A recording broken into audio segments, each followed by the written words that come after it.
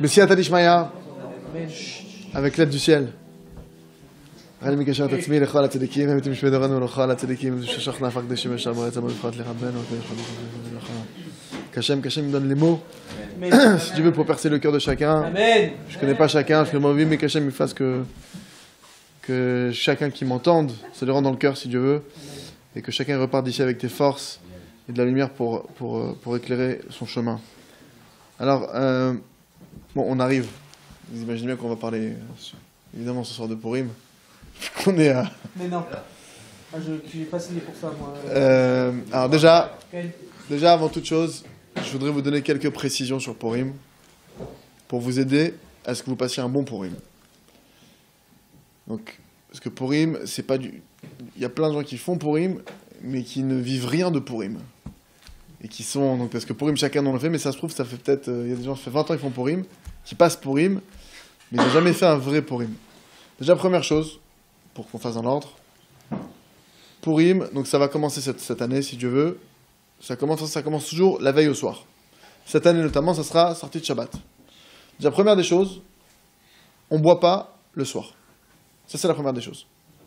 Parce que maintenant, Purim, c'est un redémarrage. C'est une occasion de l'année où tu peux redémarrer, où tu peux relancer les dés, où tu peux remettre du nouveau dans ta vie. Si le démarrage, il démarre mal, comme une course. Si le starting block est mal parti, l'arrivée va être difficile. Pareil, si maintenant Purim, tu démarres, tu bois le soir, déjà demain matin, qu'est-ce qui va se passer? Tu vas pas te lever à la prière. Première des choses. La Megillah, tu vas l'écouter à je sais pas quelle heure. Tu vas tout démarrer de travers. Et mis à part ça, si je prends maintenant le pied à l'Acha, normalement, c'est au moment de la Séouda qu'on doit prendre du vin. Et la Séouda ne se fait que la journée. Si tu es quelqu'un qui fait la Séouda le soir, il n'a pas accompli la mitzvah de Mishté. Le Mishté se fait en journée. Donc, on ne boit pas le soir. Première des choses. Deuxième des choses, il est extrêmement bien, puisqu'on est dans les démarrages, extrêmement important de se lever très tôt, le jour de Purim. Maman, je se levais tôt. Le top, si vous me demandez le top, je vais vous donner le top. Chatzot. Dormez tôt. Chatzot, c'est l'équivalent de... Ça dépend. C'est ce qu'on appelle le milieu de la nuit, Chatzot Laïla. Ça va varier. Il faut regarder les calendriers. C'est 1 heure en ce moment. Donc pour cette année, ça sera à 1h01. On me dit. Je n'ai pas vérifié. Ok. D'accord, ouais, la fumée. Je veux croire que c'est le cours... Non, par là-bas. Puis là, on est sur Gary. Ok. Donc, le top, c'est de se lever à Chatzot. Normalement, c'est une très bonne chose de se lever en général à Chatzot. Mais en tout cas, au moins ce jour-là, pour ceux qui peuvent. Alors, Chatzot, ça va être à 1h cette année. Tu t'es couché à 8h du soir, tu peux te lever à 1h. Tu dors 5 heures de sommeil, en plus de 8h à minuit, c'est un sommeil qui est très réparateur, qui compte double. Donc ce que tu aurais eu besoin, peut-être 8h ou 9h en temps normal, d'accord? Là, en 4-5 heures de temps, tu te réveilles régénéré. Bon, au passage, c'est pas parce que tu dors beaucoup que tu es réveillé, tu es en pleine forme. D'accord? Des fois, tu peux dormir peu, être en forme, des fois, dormir beaucoup, être KO. Et l'inverse est aussi vrai dans les deux cas. Bref, tout ça, Hachem, il nous montre, c'est lui qui régénère. C'est pas le sommeil, c'est pas la nourriture qui nourrit, c'est pas l'eau qui désaltère, c'est pas l'air qui permet de respirer. Hachem. C'est Hachem qui passe par ça ou par ça. Et tu retires l'étincelle divine de la chose, ça marche pas à la preuve, des fois tu manges beaucoup, t'es pas rassasié. T'as besoin encore, des fois t'as mangé un tout petit peu, t'as tenu toute la journée. Comment c'est possible? Des fois tu dors un peu, tu tiens 2 jours d'affilée. Comment c'est possible? Dieu te montre, quand je suis avec toi, quand je rentre dans la chose, ça marche. En tout cas, pour bien démarrer, le top c'est Chatzot. Alors après maintenant, ceux qui veulent, deuxième, si je passe par palier, se lever au moins avant le Tashachar, avant le lever du jour. Et maintenant, si j'arrive pas, et que je me lève très tard, voire même après Chatzot, c'est même difficile à midi, alors au moins, le sourire. C'est ton bon démarrage. Au moins que tu démarres du bon pied. D'accord? Donc, ok. Donc on a fait ça. Après maintenant, donc le matin, le top c'est qu'on va à la synagogue. Donc je me suis levé à Chatzot. Le top c'est que j'ai prié toute la nuit. Arrivé au petit matin, ça c'est ce qu'il faut en Israël. Je suis en train de vous donner le programme du Rav Arush en Israël avec sa yeshiva. C'est le programme qu'il donne à ses élèves à la yeshiva là-bas. Ils te des doutes. Toute la nuit. Ils vont parler à Hachem, 6 heures à peu près. Ils vont prier à peu près 6 heures d'affilée. ils vont prier au net. Après le net, là, direct, ils font Mishloach Manot. Enfin, pas de temps. Donc, plus direct après le net, ils enchaînent la mise à Mishloach Manot. D'accord? Le fait d'offrir des mets. D'offrir des mets pour créer du... Matelas, notre Levanim aussi, ils le font très tôt le matin. Le don aux pauvres, etc. Et après ça, ils étudient. Parce que tu peux pas passer une journée sans étudier. Ils étudient, je sais pas jusqu'à quelle heure. Jusqu'à 8h, 9h, 10h. Après, ils vont à la maison, ils s'occupent de ce qu'il y a à s'occuper. Il faut mincha. On fait mincha avant le michté. Parce que si tu veux le michté, après tu fais mincha, pas être dans un état... D'accord? Donc, tu fais mincha. Après mincha, là, tu viens au michté. Et c'est une mitzvah de se réjouir et de boire. Maintenant, mes amis, certains vont me dire, si je bois, je vais être... C'est fini. Il y en a qui vont dire, non, moi, la vérité, je supporte pas le vin, ou je supporte pas l'alcool. Alors déjà, c'est du vin. Spécialement ceux qui pensent à boire, pensez pas ni bourra, ni vodka. La vraie chose qu'on nous a demandé de boire, là je parle pas al pialacha. Je parle maintenant nirtnas yayin sot. Le vin il rentre, le sod il ressort. Là, cette fête spécialement, c'est le vin dont il est question, qui est mis à l'honneur. Maintenant, le Rav Arush a raconté comme ça, qu'Hachem une longue vie, qu'une année, il voulait pas passer il avait une yeshiva au tout début, quand il a commencé, il avait une yeshiva de Chosre B'Teshuva, de jeunes qui ont fait tchouva, de gens qui sont revenus vers la religion. Il savait que vu qu'ils étaient tout frais, s'ils allaient avec eux pendant le michté, il savait que ça allait partir. Il n'avait pas envie, il voulait pas être avec eux. Il a dit à sa femme, moi je fais le michté tout seul à la maison. Il a mis un disque, il a mis un truc, il a dansé tout seul. Maintenant, le Rav raconte que le problème c'est que lui, il ne supporte pas l'alcool. De tout le temps. Mais Rabbi Nachman Zatzal, il dit qu'il faut boire beaucoup de vin à Purim et que c'est très bon pour le Tikkun HaBrit. De boire du vin à Purim pour la réparation du Brit, la réparation des mœurs. Donc il a dit d'un côté, je ne porte pas le vin. D'un autre côté, Rabbi Nachman dit ça, le tzaddik il a parlé. Alors il a dit qu'il a fait, qu'est-ce qu'il a fait? Avant de boire, il a fait une prière. Il a fait une tfila. Et c'est une prière qu'il a écrite maintenant, qui existe, qu'on peut retrouver sur le site breslev.co.il, et qu'on pourra fournir sur demande, pour ceux qui veulent, on peut essayer de l'imprimer. Et c'est une prière en fait, où avant de boire, il a fait une prière à Dieu, il a demandé à Hachem, qu'Hachem il aide, que ce vin, il rentre en lui, que ça fasse rache, du bruit dans sa tête, ça fasse roche. Parce que dans chaque chose, il y a deux dimensions. Il y a zacha, lo zacha. Si un homme marié il est méritant, sa femme c'est son aide. S'il n'est pas méritant, ça devient son obstacle. Le vin, si tu es méritant, ça fait roche. Tu as plus de tête, tu as plus de conscience, tu es plus conscient, tu es encore plus réveillé. Si tu n'es pas méritant, ça devient rache, du bruit. Tu as la tête comme ça, la tête qui tourne. Sur chaque chose, il y a deux dimensions. La Torah, si tu es méritant, c'est un remède. C'est une baume, c'est quelque chose qui... Si tu n'es pas méritant, poison. Surtout, cette double dimension, elle existe. Donc le Rav il a demandé, il a commencé à faire une prière. Que le vin, il soit fait roche et pas rache. Qui m'aide à avoir plus de conscience, qui me réveille au lieu de m'endormir, etc. Il a fait une prière. Et Béhémet, il a dit, j'ai pas compris. J'ai commencé à boire le premier verre de vin. J'ai senti que j'ai pris comme si j'avais pris un guronzan. Il a commencé à boire. Avant chaque verre de vin, il faisait une prière. Et Béhémet, ça, il l'a passé à plein d'élèves qui ont testé. Ils boivent une tonne, ils sont pas sous. Le jour même, il est parti à pied après au cotel. Il a dit, j'ai arrêté de boire quand je pouvais plus. Pas parce que ma tête est brûlée, parce que mon corps, j'étais au max. Je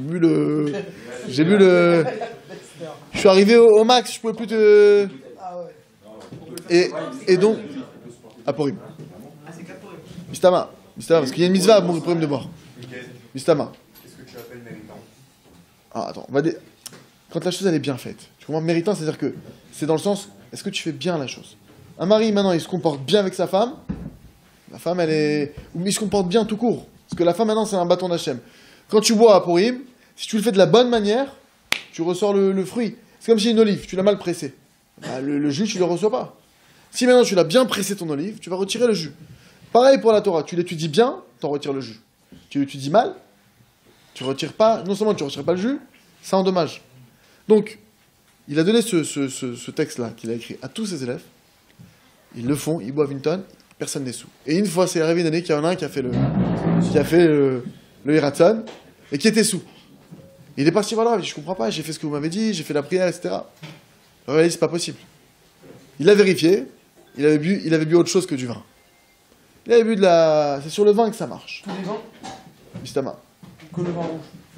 Mistama, tous les vins. Maintenant, après, il faut faire attention des mélanges et tout aussi. Il faut. Chacham, faut faire ça bechorma. En tout cas, voilà.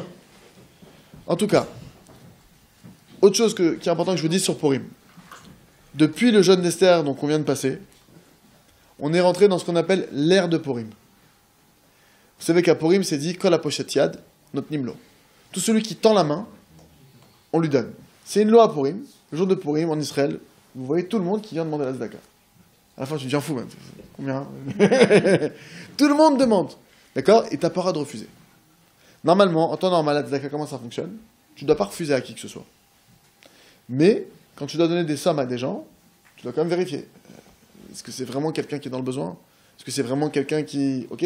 À Purim, on te dit, t'as pas le droit de vérifier.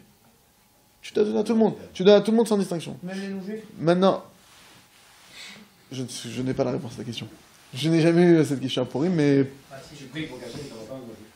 Non, mais non, en général... Non, mais je te parle sur cette loi, sur la loi de Kol hapochet yad. Même quelqu'un, d'accord, qui te demande dans la rue, Vada, lui donne, c'est une créature d'Hachem, qui du Hachem. On sanctifie le nom d'Hachem. Maintenant, sur cette loi précisément de Purim, Kol hapochet yad notimlo, je ne saurais pas te répondre. En tout cas, c'est quoi ce principe-là de Kol hapochet yad notimlo? Tout celui qui tend la main, il faut le donner. De quel principe on parle? Il explique le Rav Arush, on parle Betfila. On parle Betfila. Normalement, en temps normal, quand tu pries, qu'est-ce qui se passe? Regarde qui tu es. Tu veux parler au roi? Tu veux rentrer devant le trône céleste? Tu veux que ta prière, elle passe? Qui tu es d'abord? T'as pas de la shonara sur toi? Tu fais tes mitzvot? Filin, cache-route. Regarde qui tu es. Tu veux maintenant arriver devant le roi. C'est normal, pas n'importe qui peut rentrer. Tu veux pas rentrer les récidivistes, etc. En temps normal, c'est ça. Sauf à Purim. À Purim, on arrive à la porte du palais, pas de contrôle.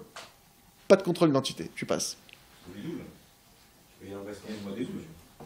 Non mais Purim, c'est propice à ça. C'est ça, Kol hapochet yad notimlo. Ça, on le dit qu'à Purim. Ça veut dire quoi? Tout celui qui étend sa main en prière à Purim, on lui donne. Donc mes amis, là, on est rentré dans une ère de prière. C'est une ère spécialement propice à la tfila. Et c'est pour ça que le Rav, il y a une ségoula qu'on a déjà parlé ici. Une ségoula, c'est quelque chose qui a pour force d'amener. C'est même pas une ségoula, c'est une garantie, c'est une promesse que le Rav Berland, il a fait, qu'Hachem ait une longue vie. Il a dit, tout celui qui prie 6 heures d'affilée sur un sujet, 6 heures, il demande à Hachem, dans ces mots, aide-moi à ça, aide-moi à me marier, je t'en prie, aide-moi à me marier, merci que je vienne à me marier, aide-moi à me marier, 6 heures d'affilée, maftiach, il va être exaucé. Il y a une aftacha. Il y a une aftacha. Même si tu répètes les mêmes mots, on va voir ça après. Maintenant, ce que je veux vous dire par là, donc ça, on sait que c'est une promesse de ça. Donc il y a une garantie de ça. Maintenant, celui qui fait ça à Purim, que c'est un temps de prière, c'est de la dynamite. Et donc, ce qu'ils ont l'habitude de faire, chez Rav Arush, c'est tous les jours de Purim, depuis le jeûne, ils font 6 heures. Ils balancent 6 heures. Donc le jour du jeûne, 6 heures, le lendemain 6 heures, Shabbat 6 heures, 6 heures. Ça fait, là en l'occurrence, grâce à Dieu, il y a jusqu'à dimanche.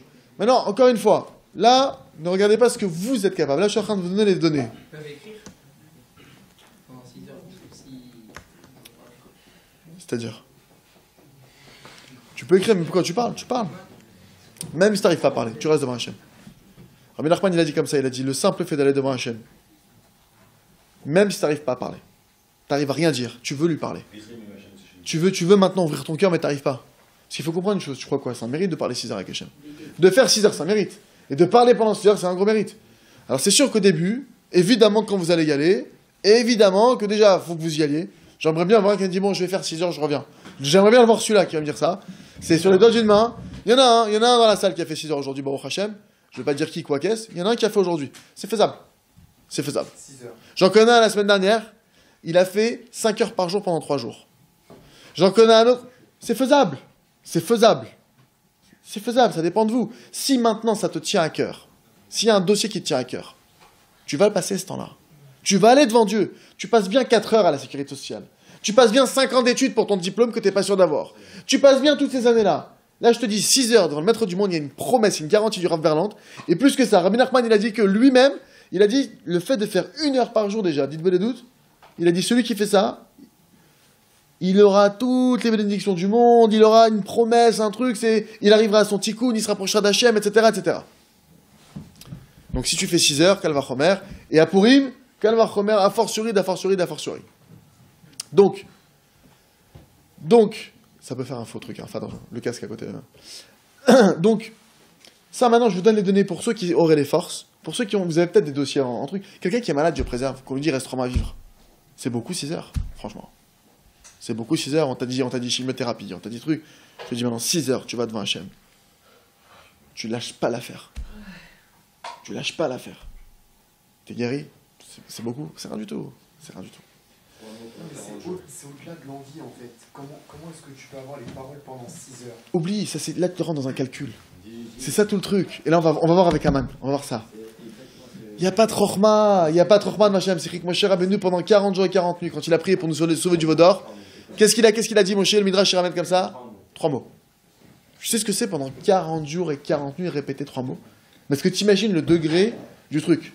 Nous on se dit, mais attends, tu sors ma boule. 3 mots pendant 40 jours et 40 nuits. Moshe, le Midrash dit, il a répété pendant 40 jours et 40 nuits, assez imar matok. Fais de ce qui est amer quelque chose de doux. Assez imar matok.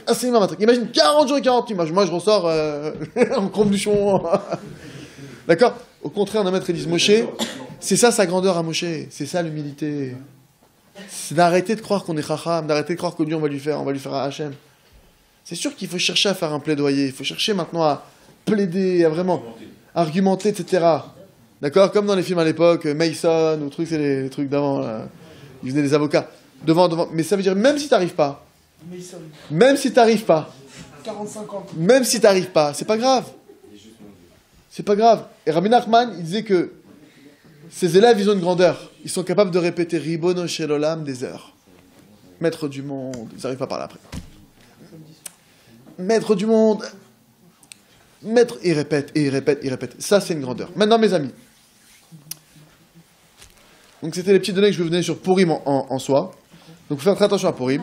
De profiter, en tout cas, de chaque instant qui vous sera imparti, que Dieu va vous donner, pour prier.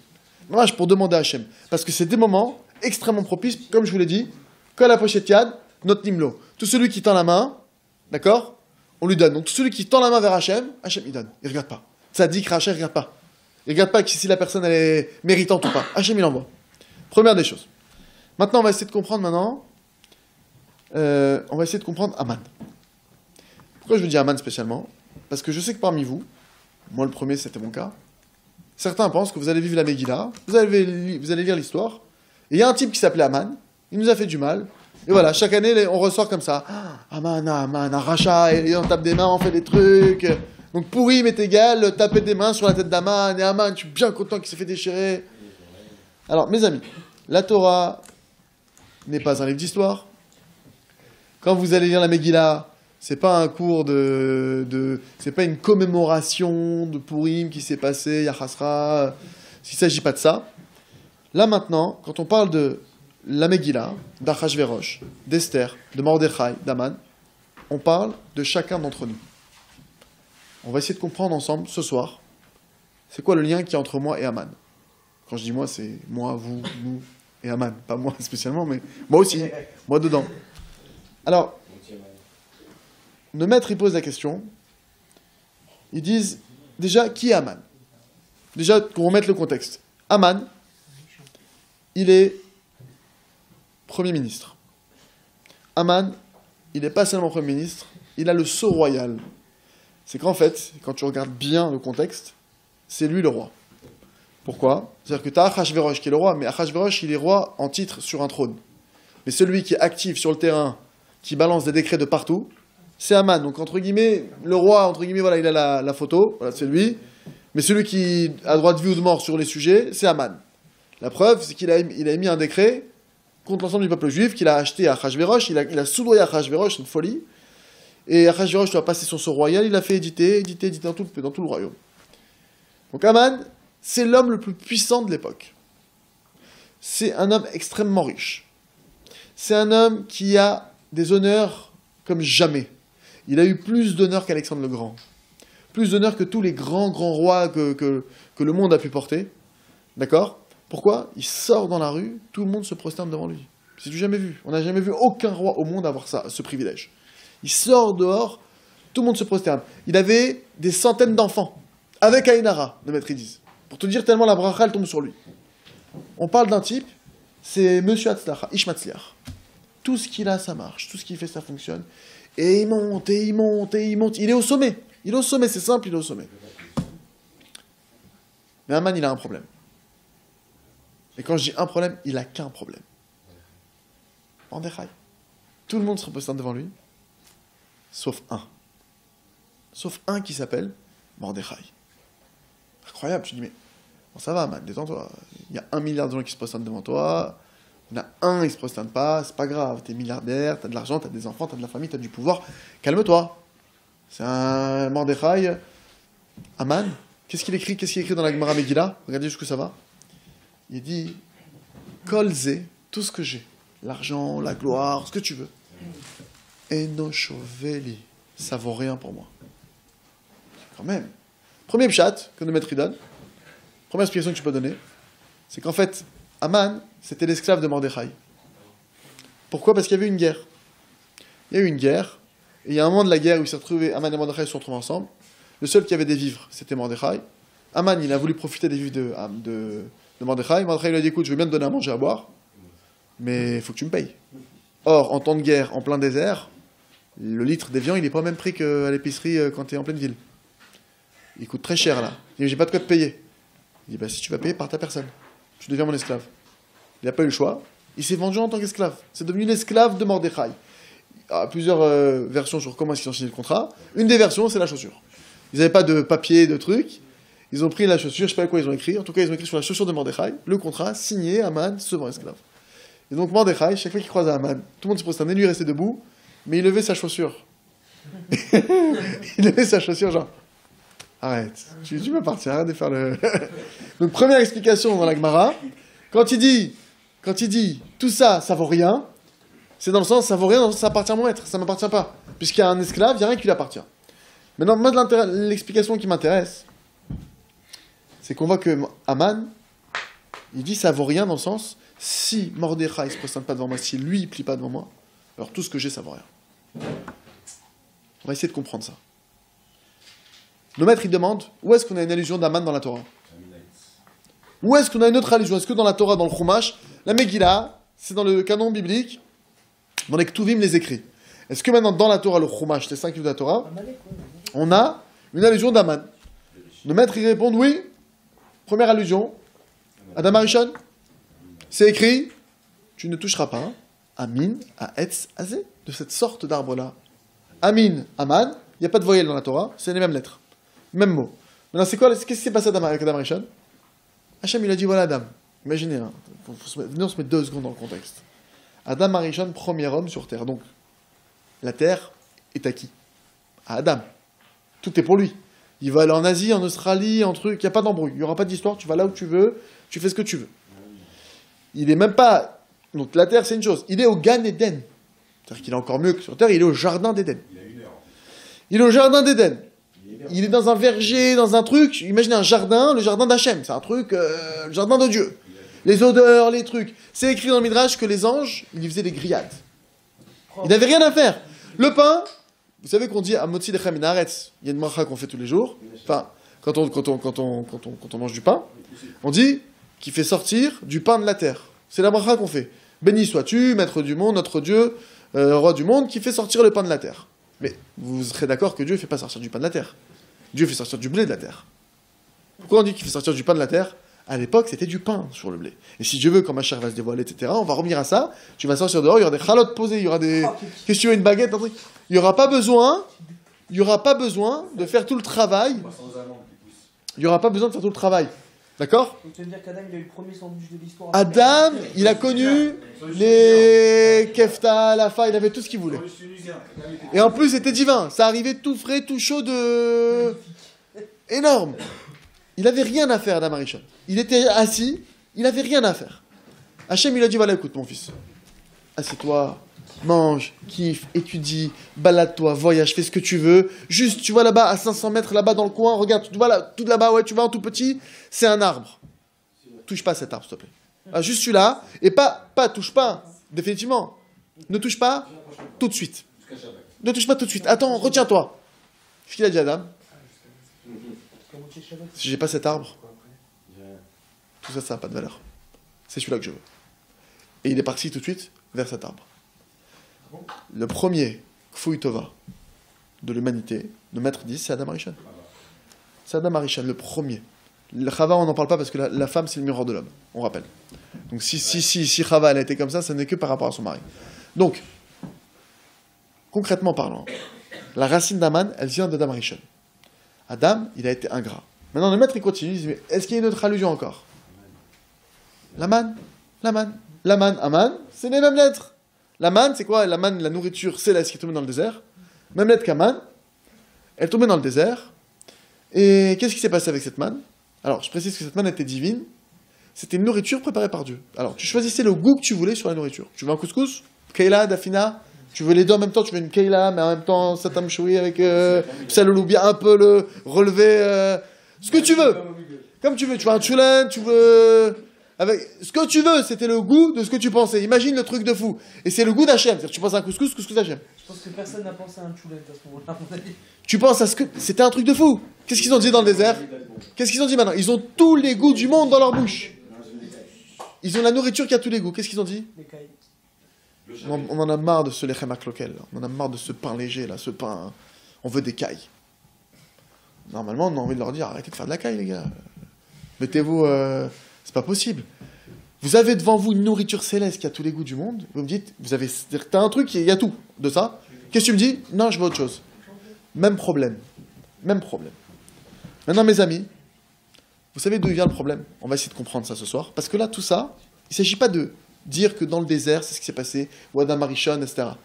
Ce point, ça s'appelle Klipat Aman Amalek. Il y a une écorce au niveau des forces du mal qui s'appelle Klipat Aman. Maintenant, quand on parle des forces du mal, je précise, on s'imagine Dark Vador, des trucs. Non, c'est en toi. C'est dans ton cœur. Il y a un point noir qui s'appelle Aman. Et qui se réveille. Il se réveille, ce point-là. Et ce point-là, c'est lui qui noircit ta vie. Béhémet, c'est lui qui noircit ta vie. Nos maîtres, ils disent, qu'est-ce que Adam Arishon, il aurait dû faire? C'était quoi le travail? On pose la question, quelle était la avoda d'Adam Arishon au Gan Eden? Parce qu'il n'avait pas de mitzvot à l'époque. Ah, ok. En dehors de cette mitzvah là-bas. Ne mange pas de l'arbre. D'accord? Qu'est-ce qu'il devait faire? Nos maîtres, ils disent, le seul travail réel qu'il avait à faire, remercie mon frère, je viens de te servir un plat, une pizza, des crêpes, des trucs, du coca, de l'oranginade, je te sers. Tu dis, qu'est-ce que je dois faire? Bah, dis juste merci, ce sera bien, on sera content. Juste merci. C'était ça qu'on attendait d'Adam Arishon à ce moment-là. Dans le désert, on t'a donné une nourriture qui vient imaginez, c'est une nourriture céleste, elle descend du ciel. Elle se digère intégralement, il n'y a pas besoin d'aller aux toilettes. C'était pas... Non mais comprenez ce que ça veut dire. Dans le désert, qu'est-ce qui se passe? Il y avait des camps. On n'avait pas le droit de faire ses besoins dans le camp. Pour sortir du camp, il y avait des kilomètres. Donc t'imagines le type à chaque fois qu'il doit aller aux toilettes? Bon, j'ai 3 kilomètres à faire, je reviens les gars. T'imagines, c'est 6 fois par jour qu'il doit aller aux toilettes? C'est fini, t'es foutu. Ils ont eu un cadeau d'Hachem que la nourriture, elle se digère intégralement, elle s'intègre complètement dans le corps. Nourriture céleste. C'est un truc de fou. Elle arrive, elle tombait. Elle arrive jusqu'à eux. Ça dépend des tzadikim ou pas. L'homme est chané. Dieu te fait un cadeau comme ça, un miracle devant tes yeux. Tu te plains?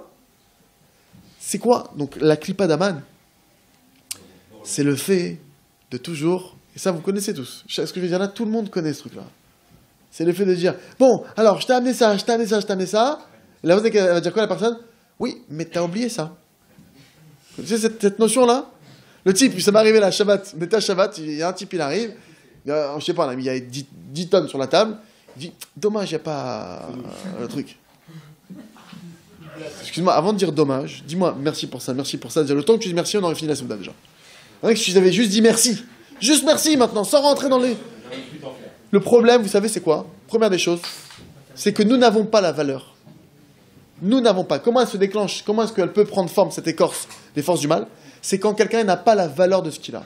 Alors je vais essayer de vous donner la valeur de la vie. Avec, en quelques mots, de ce que c'est que la vie. Il y a une histoire avec Rabbi Eliezer ben Dourdaya. Rabbi Eliezer ben Dourdaya, à la base, il s'appelait Eliezer ben Dourdaya. La Gemara, elle en parle. Elle ramène comme ça que c'était un homme, un des plus dépravés au monde. C'est écrit qu'il n'y avait pas une femme de mauvaise mœurs qu'il ne l'avait pas connue. Et un jour, il a entendu parler d'une femme de mauvaise aventure qui habitait très très loin, il fallait traverser 7 fleuves. Et elle demandait un verre rempli de pièces d'or comme salaire.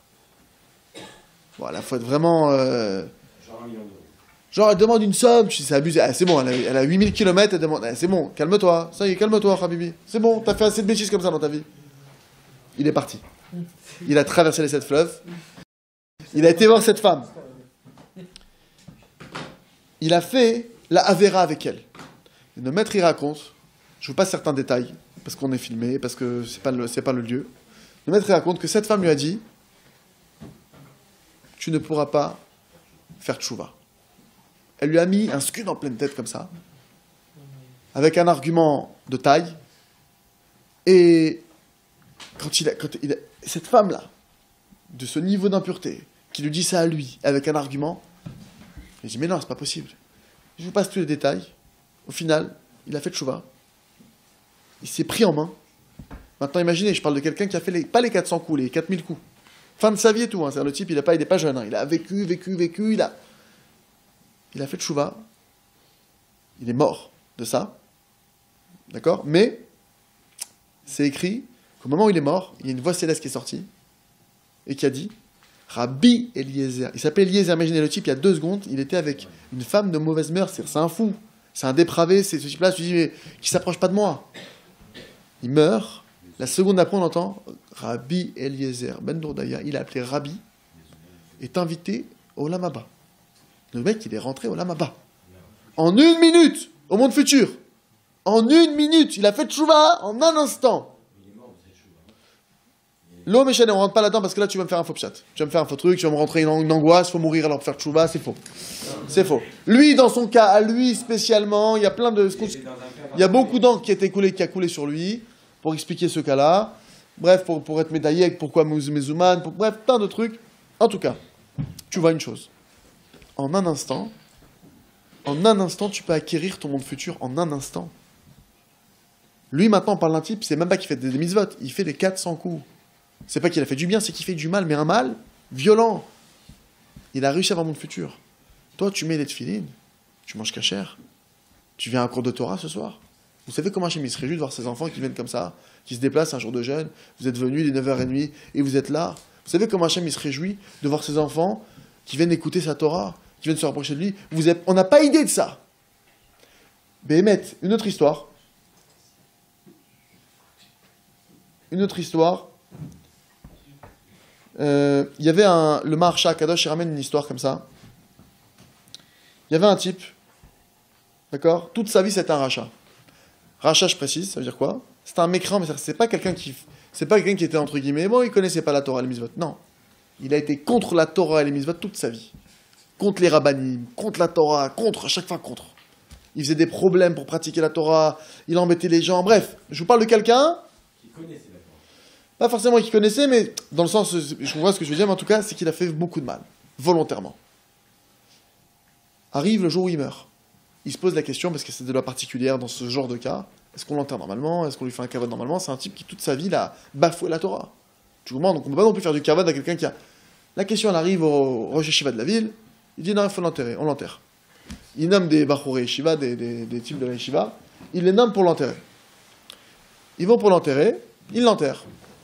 Quelques temps après, mamash, très peu de temps après l'enterrement, un des types qui l'a enterré, il rêve de lui, qui lui dit « Toi, je te convoque au Beddin d'en haut, tu vas payer. » Il se réveille, choqué, il va voir son Rav. Il dit « Rav, j'ai rêvé du type qu'on a enterré, il veut me convoquer au Beddin, il dit, tu vas payer, tu vas mourir, il me menace et tout. » Il dit « Mais non, les rêves n'ont pas de signification, t'inquiète pas. C'est une des clés qu'on donne avec ma brachot. Quand tu as un rêve qui est compliqué, tu dis « Je ne donne pas de valeur pour pas amplifier le rêve. » Sauf qu'il a re-rêvé, il tombé malade. Jusqu'à ce qu'il est tombé malade, mourant. Là, ils ont dit, bon, on va rigoler là, il y a un problème. Ils ont été voir qui? Le Maharsha Kadosh. Et cette histoire-là, je la raconte au nom du Rav Arouche, qu'il a entendu au nom du Rav Nissim Yagen Zatzal, qui ramenait ce Maharsha. Et donc, ils ont été voir le Maharsha. Le Maharsha, il leur a dit comme ça, il leur a dit, vous allez venir me voir en pleine nuit. Quand vous allez voir l'enfant qui suffoque, c'est que le mort, il sera sur lui. L'âme du mort, elle sera sur lui. Venez me voir à ce moment-là, je m'occupe de l'enfant. Alors le Maharsha, je précise, il dormait pas de la nuit. C'est le Bachorei Yeshiva, quoi, le type qui a fait l'éveil. Le Maharsha, il dormait pas de la nuit, il avait les cheveux longs. Qu'est-ce qu'il faisait? Il attachait ses cheveux à une poutre. Dès qu'il s'endormait, imagine. Et il mettait ses pieds dans de l'eau glacée. Donc ceux qui s'imaginent que tous les grands Khamim qui ont étudié toute la nuit, c'est parce ils ont fait des efforts. Mets-toi les pieds dans le glacier, on va voir si tu vas dormir. Mets-toi avec un truc genre, je sais pas moi, tu mets un truc dans toi, tac, tu prends une tarte. On va voir si tu vas dormir. On va voir si tu vas dormir. Faut faire des efforts. En tout cas, c'est ce qui s'est passé. Dans la nuit, l'enfant s'est mis à suffoquer. Ils ont été chercher le marcha. Marcha est arrivé, et lui avec ses yeux, parce que là, vos yeux, vous pensez que vos yeux, ils servent à me voir, par exemple. Ou à regarder ce qu'il y a devant vous. Or, le but des yeux, c'est pas ça. Lui, le marcha, il a vu l'âme, directement. Pourquoi ? Parce que si tu sanctifies tes yeux, c'est un vrai travail, ce sera l'objet d'autres cours si Dieu veut. Celui qui sanctifie ses yeux, il commence à voir ce qui ne se voit pas. Il commence à voir au travers de la matière. Comme les histoires qu'on peut te raconter, Baba Saleh, Baba Meir et d'autres encore, j'en passe. C'est. Baba Lazare, il a des tonnes aussi sur lui. Baba Lazare, on raconte sur les Zatzal, très souvent, il était dans une pièce fermée. Très souvent, il disait à son shamash, il y a un type, il est habillé comme ça là-bas, amène-le-moi. Très souvent. Mais très très souvent. Une fois, il y a une histoire, il y a un type, il a appelé son shamash, il dit, moi, il y a un type, il est habillé tout en blanc comme ça, il se fait passer pour un mekoubal, ouais, amène-le-moi. Il est rentré dans le bureau, on a entendu le type se faire déchirer. Arrête de te faire passer pour ce que t'es pas, il a déchiré. Une autre fois, il y a quelqu'un qui est venu le voir pour une bracha, pour se marier, il était avec sa fiancée, mais il ne reçoit pas les femmes. Il ne recevait pas les femmes, Zatzal. Le mort béni. Il est venu avec sa fiancée. On m'a ramené l'histoire à quelqu'un que je connais par intermédiaire. Et qu'il a raconté à quelqu'un qui m'est proche. Il est parti voir donc Baba Lazare pour une bracha. Donc il est dans la file d'attente, il y a du monde qui voulait le voir. Il va voir son shamash, il dit fais-moi rentrer un tel, il le fait rentrer, et dès qu'il rentre, il dit oui, c'est la bonne. Mazal tov. Je ne peux pas expliquer, mais comment c'est pas. Celui qui fait attention à ses yeux, ses yeux ils commencent à récupérer la fonction de départ. Il commence à voir. Les oreilles, pareil. Tu utilises tes oreilles comme il faut. Pour ça, il faut des prières, il faut travailler. En tout cas, le marcha, il est arrivé, il a vu l'âme de la personne, directement. Il a vu, il a dit, mais dis-moi, je comprends pas. T'es mort en tant que rachat, de quel droit il te laisse redescendre ? De quel droit tu fais des allers-retours entre là-bas, tu t'attaques à quelqu'un qui étudie la Torah ? Il dit, ah non, moi je suis pas rachat. Il dit, comment ça t'es pas rachat ? Qu'est-ce qu'il t'a fait lui d'abord ?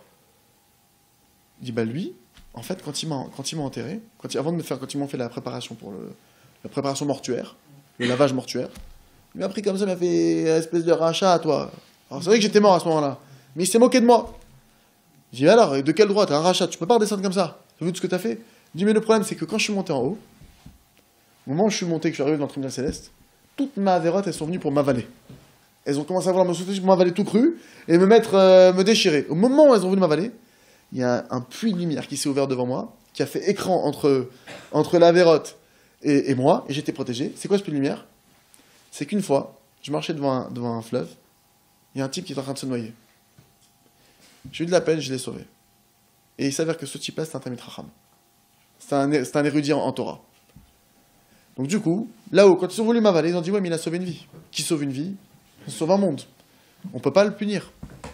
Mais d'un autre côté, ils étaient embêtés. Ils ont dit, mais on ne peut pas le rentrer dans le Gan Eden, c'est un rachat. Alors qu'est-ce qu'ils ont fait ? Ils m'ont appris toute la Torah de A à Z. Ils m'ont rentré au Gan Eden. Au moment où il m'a fait ça, celui-là, j'étais déjà au Gan Eden en tant que tzaddik. Donc c'est en tant que tzaddik que je demande sa vie maintenant. Je veux qu'il paye ce qu'il m'a fait, cet affront qu'il m'a fait. Le rachat, il a regardé, il a souri, il a dit, ah... Il dit, c'est marrant, hein, ce qui t'a sauvé, c'est que Ce qui t'a sauvé là-haut, c'est quoi ? C'est que t'as sauvé une vie.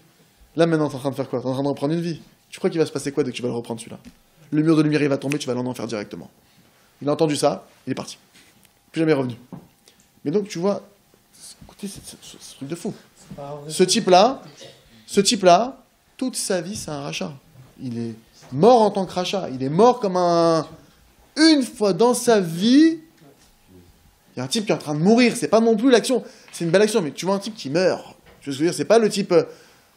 normalement, le minimum du bien de... Tu vois ce que je veux dire, du savoir-vivre, un type qui est en train de se noyer, bon, tu peux le sortir de l'eau. Ça, juste sur cette action qu'il a fait, Gan Eden. Gan Eden tzaddik. Nous n'avons pas, première des choses, la valeur de nos actions. Ça, c'est la première des choses. Comment est-ce qu'on contre Aman Rachat, comment est-ce qu'on fait pour contrer ? C'est quoi la clé pour contrer ? Parce que tous les jours, tu vas à la prière, tu as une voix qui te dit « Ouais, mais t'as pas prié, top ». Ou alors, tu arrives en retard. « Ah, mais tu peux prier ce que tu veux, tu arrives en retard, ça n'a pas de valeur ». Tu as une voix qui vient dans tout ce que tu fais te dévaloriser. Comment est-ce que cette voix arrive à te pénétrer ? Parce que toi, tu n'as pas pris le chizouk nécessaire. Tu n'as pas pris le renforcement nécessaire pour combattre ça. Et le renforcement nécessaire, c'est quoi ? C'est que normalement, mes amis, la plus petite des mitzvahs au monde. Faite avec le moins d'intention au monde. C'est-à-dire, je te parle le premier niveau, le plus... D'accord? Même par inadvertance, le mec. On fait plein de mitzvahs par inadvertance. Plein de mitzvahs. Des fois, tu te retiens de ne pas dire du mal. C'est une mitzvah. Des fois, tu te retiens de penser quelque chose de mal. C'est une mitzvah. Combien ça peut arriver, ça? Des fois, tu veux pas regarder une fille. Hop, c'est une mitzvah. Énorme, cette mitzvah. Le maître, il dit à chaque fois que tu baisses les yeux, c'est écrit dans Shulchan Aruch, celui qui baisse les yeux, Nikrat Tzadik. Il est appelé Tzadik. Au moment où tu baisses les yeux. Tu dis, ah, super, je suis Tzadik. T'as pas compris. T'es appelé Tzadik, c'est-à-dire qu'au moment où t'as baissé les yeux, t'es appelé Tzadik. C'est écrit que ce que le Tzadik il demande, Hachem il accomplit. Donc à ce moment-là que t'as baissé les yeux, bah, profite, demande. Arrête de te faire avoir. Le Tzahara, il veut pas que tu demandes. Tout de suite, il te met une autre photo. Il t'arnaque. Il te prend une gifle, hop, tu passes de Tzadik à autre chose. Et donc, ouais, Rachas, il demande. Ok, maintenant, le point fondamental, déjà, premièrement, savoir que la plus petite des mitzvot, mais véritablement, c'est pas de l'arnaque, c'est véritable, a une valeur inestimable, au point que nos maîtres nous disent que la plus petite des mitzvahs, si je prends toutes les richesses du monde, depuis la création du monde, jusqu'à la fin des temps, imaginez le truc, tout inclus, l'or, l'argent, le truc, les Mercedes, les Bentley, ce que tu veux, le Titanic, tout ce qui a pu exister de valeur au monde, je le réunis dans une seule pièce, de la création jusqu'à la fin des temps. Tout ce truc-là, ce tamas de richesses, ne suffirait pas à payer une mitzvah. Et ils nous ont pas dit ça pour nous endormir. C'est la vérité. C'est la vérité, c'est impayable. C'est impayable. Un type qui dit, ah, moi, tu vois, ma mitzvah, tiens, je te la donne, c'est qu'il n'a pas compris ce que c'est. Un juif, normalement, Béhémet, tu as compris, tu dis, mais je te paye 1 million pour cette mitzvah. Tu dis, non, je peux pas te la donner. Je me fais arnaquer. Ça vaut beaucoup plus que ça, ce que j'ai fait. Béhémet. Première des choses, c'est ça. Alors, deuxième des choses qu'il faut savoir. Parce qu'en fait, il faut savoir tenir les deux bouts. Quand tu es quand tu as un volant, tu es dans un scooter, tu peux pas tenir qu'un côté, c'est dangereux. Il faut les deux côtés. Premier côté, il te rascoute. Savoir que la plus petite des actions a une valeur énorme. Donc imaginez, nous, grâce à Dieu, tu as mis les TF, ça fait des années. Kippa, des années. Tu fais tes brachot, tu fais Shabbat, tu manges kasher. Chacun, même un type qui m'a dit, j'ai fait une bracha il y a 5 ans. Mais cette bracha, mon ami, elle est inestimable. Et c'est véridique. Ceux qui mettent les tzitzit, chaque pas qu'ils font, ils accomplissent 613 mitzvot. Je sais pas si tu vois le truc. C'est pas une mitzvah, c'est 613 secondes. 613 mitzvot secondes. Hop, un pas. 613. Fin de la journée, c'est des milliards. Et le problème, c'est quoi? Je vais vous dire c'est quoi le problème. C'est que, il donnait ce machal, le Rav Arush. Il disait, est-ce que tu as déjà vu un type au service du roi, dans le palais du roi? Le roi, il va le voir. Il dit, s'il te plaît, va m'amener une bouteille de coca. Michila, je suis trop déprimé. Je sais pas les nerfs. Est-ce que ça peut exister un truc comme ça? Même dans une société. Imagine un truc, le patron dit, s'il te plaît, tu peux m'amener la facture du client? Je suis désolé, j'ai pas le moral aujourd'hui. T'as pas saisi, là. Je vais répéter tranquillement, calmement, avant de te virer sec. Va me chercher cette facture. Nous, le problème, c'est qu'on rentre ces trucs-là. Parce qu'on est des fous. On est des fous, pourquoi? On est au service du roi. On est au service du roi des rois. On n'est pas seulement qu'à son service, on est ses enfants. Pas seulement qu'on est ses enfants, on est gâtés. On est gâtés, Béhémet. On est gâtés. Mais le problème, c'est qu'Aman, il rentre en nous. Il dit, ouais, t'es gâté, mais t'as pas ça. Et t'as pas ça. Et t'as pas ça. Et t'as pas ça. Et tant que t'as pas ça, tu peux être heureux. Ah bah oui, parce qu'attention, hein, il y en a qui ont peur, en fait. Il y en a qui se disent, attends, si je suis heureux, tu connais cette théorie? Alors, ils ont déjà des trucs bien. Mais ils disent, attention, si je suis trop heureux, Dieu, il va se dire, c'est bon, lui, il est bien, il va pas m'envoyer. Alors, je préfère faire la tronche, comme ça, il va dire, mais qu'est-ce qu'il y a, mon fils? Il va m'envoyer. Complètement faux. Complètement faux. Quand tu vois un gosse que je lui ai donné quelque chose, il tire la tronche, t'as qu'une envie, c'est lui reprendre ce que je lui ai donné, et plus rien lui donner. Tu dis, bon, puisqu'il a pas de valeur sur les cadeaux, il n'aime pas les cadeaux, lui, laisse tomber.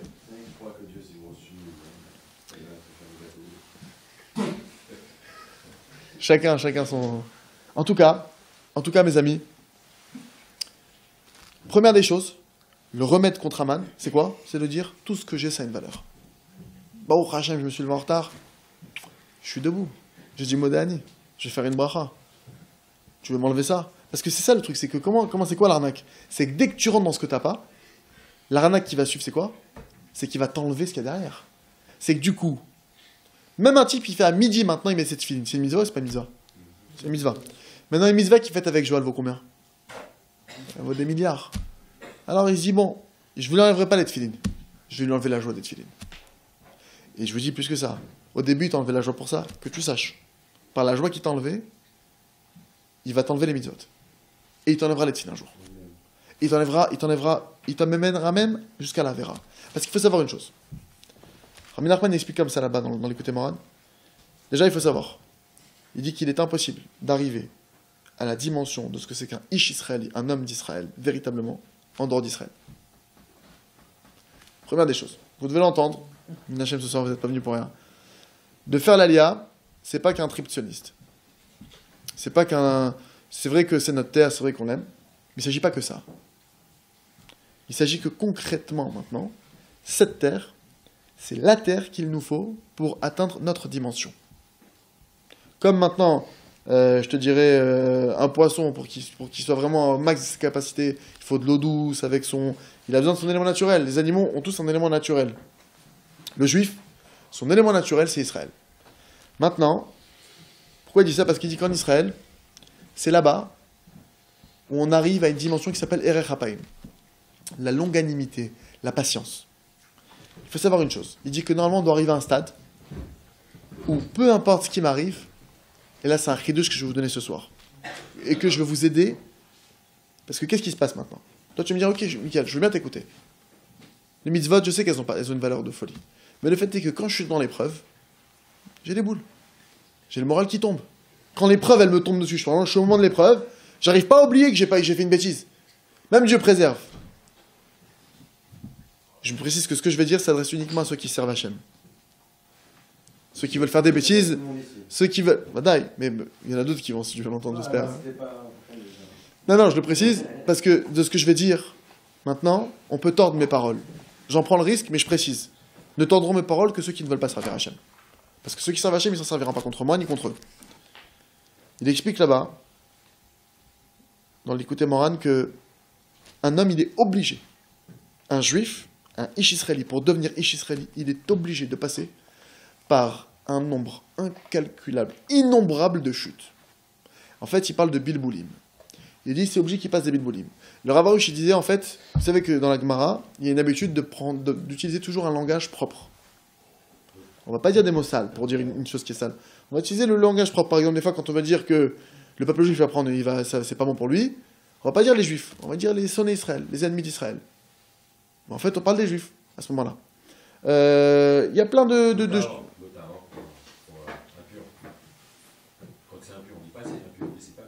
Ouais, on dit l'Otahor, ouais, bon. Il y a une manière de présenter les choses proprement, on va dire. Et il dit que, il disait que Rabbi Nachman, quand il dit bilboulim, des embrouilles, t'as la tête comme ça embrouillée, c'est un langage propre pour parler d'Averot. Que l'homme est obligé de passer par un nombre innombrable d'Averot. Et le Hari HaKadosh le prouve d'une manière très simple.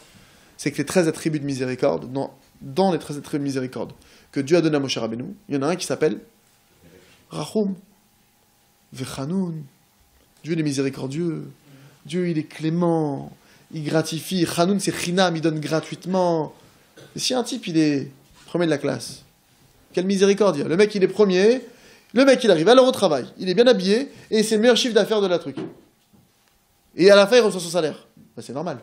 Il a reçu ses commissions, c'est normal. Il travaille. Par contre il y en a un, il arrive en retard tous les jours. Il s'absente. 0 de chiffre d'affaires. Il reçoit quand même son salaire. Comment t'appelles ça? Ah, le patron, il était cool. Il était cool. La notion de miséricorde, elle ne s'applique pas à quelqu'un qui respecte tout. Il n'y a pas de miséricorde là-dedans. Ça s'appelle du Emet, du Tzedek. Donc, de par l'essence des attributs que Dieu a dévoilés à Hachem, on sait que Dieu a dévoilé à Moshe, c'est même lettre, Moshe Hachem, on sait que la Avera, elle est prévue dans le monde. Maintenant, on parle d'une Avera be'eser hadat. Pas une Avera voulue, dans le sens programmé. Une Avera, tu t'es fait embrouiller. Comme la Gemara nous dit, un Adam choté, elam ken, nichnas bor war shtut. Un homme ne peut fauter que si maintenant un vent de folie rentre en lui. Mais donc, Hachem, il nous fait passer par des vents de folie. Maintenant, comment est-ce qu'on peut réussir à passer ça? Le type, il a fait une grosse Avera, comment il fait? Pour oublier, mettre cette film avec Simcha. Il s'est levé en retard, il voit bien, il est tout décalé toute la journée. Et c'est pas que, il faut comprendre. Les épreuves qu'Hachem nous fait passer, c'est pas un jour ou deux.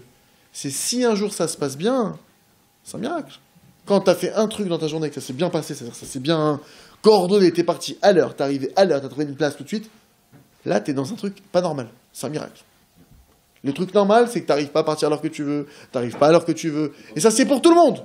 Pour tout le monde, pour tout le monde. Mais comment tu fais pour vivre constamment comme ça? Comment tu fais pour vivre avec je suis jamais comme je veux, où je veux, quand je veux, et en étant dans la joie, et en étant content de ce que j'ai constamment? Comment je peux faire comme ça? Il y a un principe qui s'appelle l'Oher Patli. Le principe de l'Oher Patli, littéralement, je m'en fiche, j'en ai rien à faire. C'est quoi ce principe?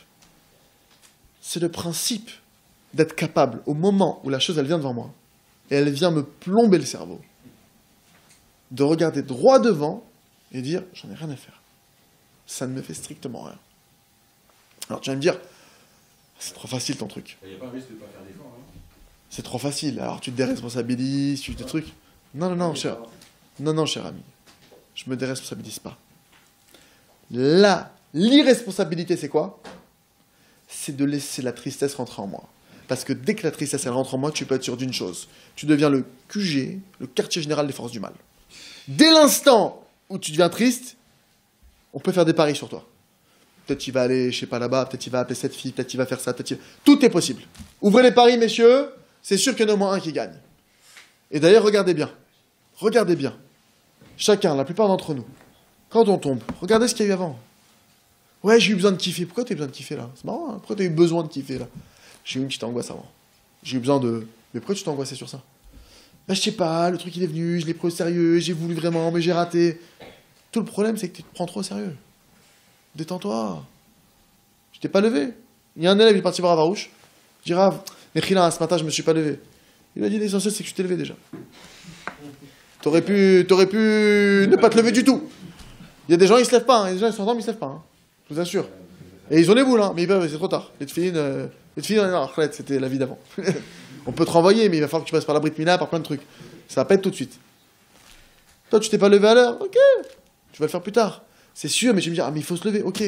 Maintenant, au passage, ça me permet de parler aussi d'un sujet qu'on a parlé la semaine dernière. Comment est-ce qu'un homme, il peut être serein à 100% avec cette notion de l'or patli, j'en ai rien à faire, avec la notion d'Itbal et doute. Quand tu as un moment dans la journée où tu te juges, tu vas tout revoir, tu vas tout passer en revue. Tu as ton moment. Au moment où tu t'es pas levé, tu as la petite voix qui dit « Ah, t'es vraiment un nul, hein !» Tu as raison. Enfin, je m'en fous de ce que tu dis, dans le sens où je vais kiffer ma journée. Parce que lui vient de dire ça pour te dire « Alors comment tu peux être heureux, hein ?» Parce que c'est ça tout le truc qui va derrière. T'as pas mis tes TF à l'heure. Hein? Alors commence pas à sourire, hein? Tire la tête basse, marche comme ça, comme un... Et rase les murs. C'est pas la peine, hein, fais pas le malin. Ah, tu viens t'étudier, ouais, oui, bah oui, t'étudies, t'as mis les filles à 4h de l'après-midi. Et ça fait le sadique à la synagogue. Oui, bien sûr. Bien sûr.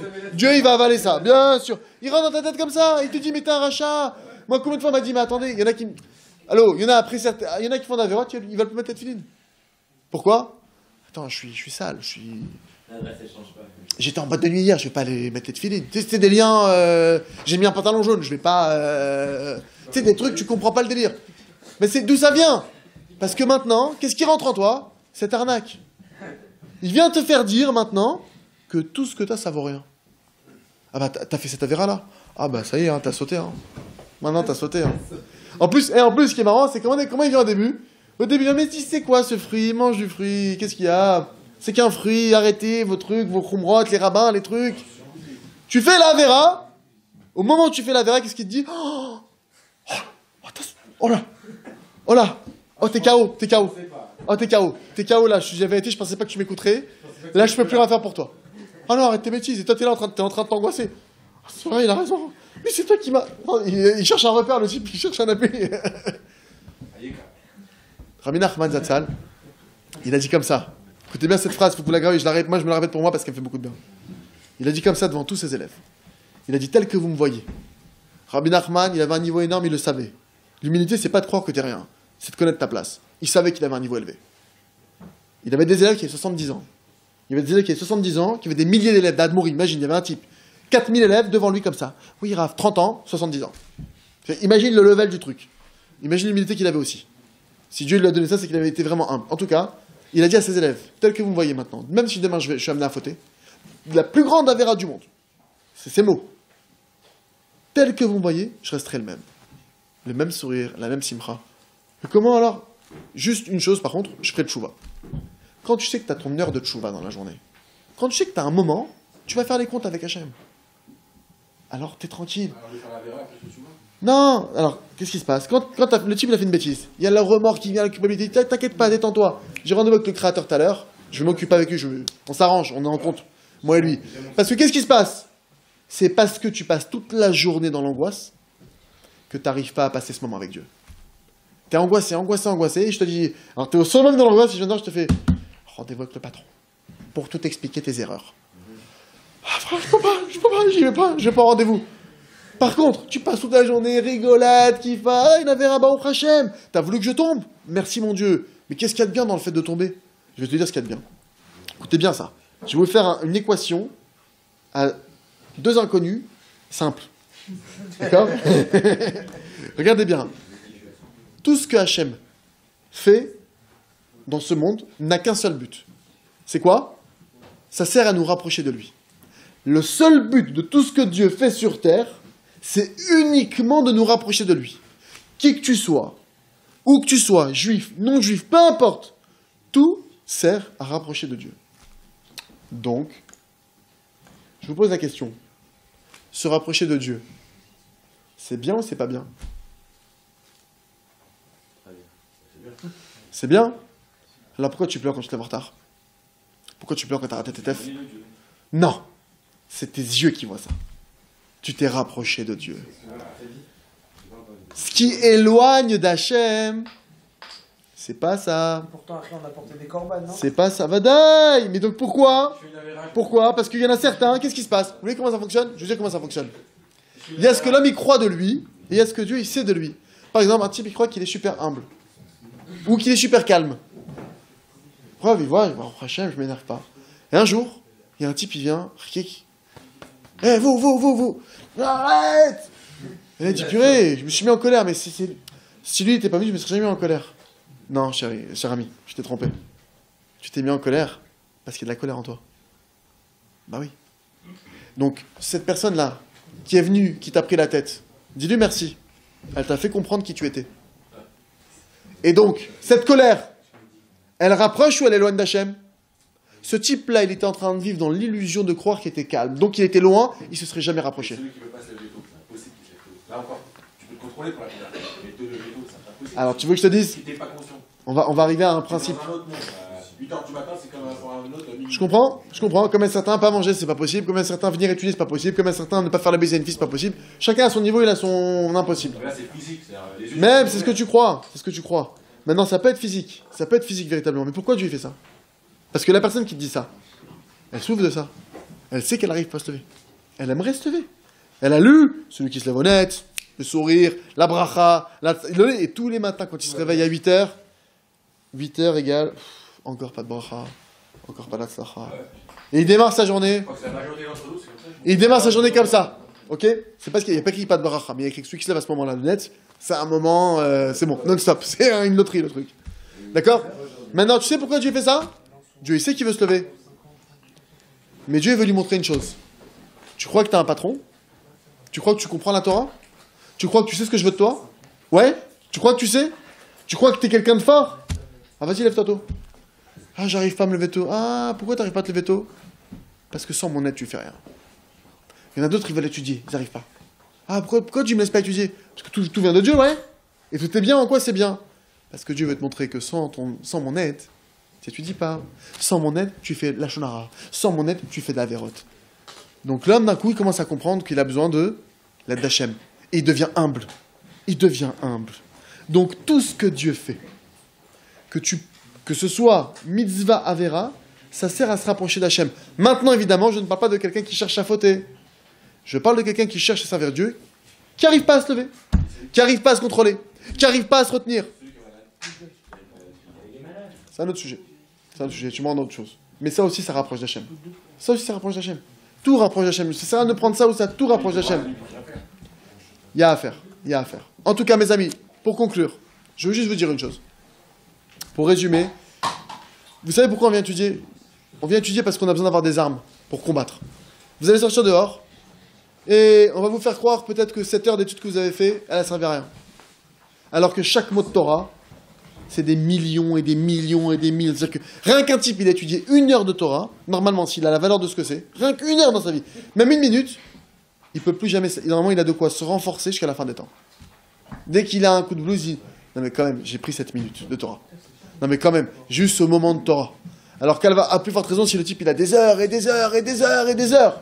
Première des choses, avoir la valeur, à savoir que tout ce que j'ai, ça a de la valeur.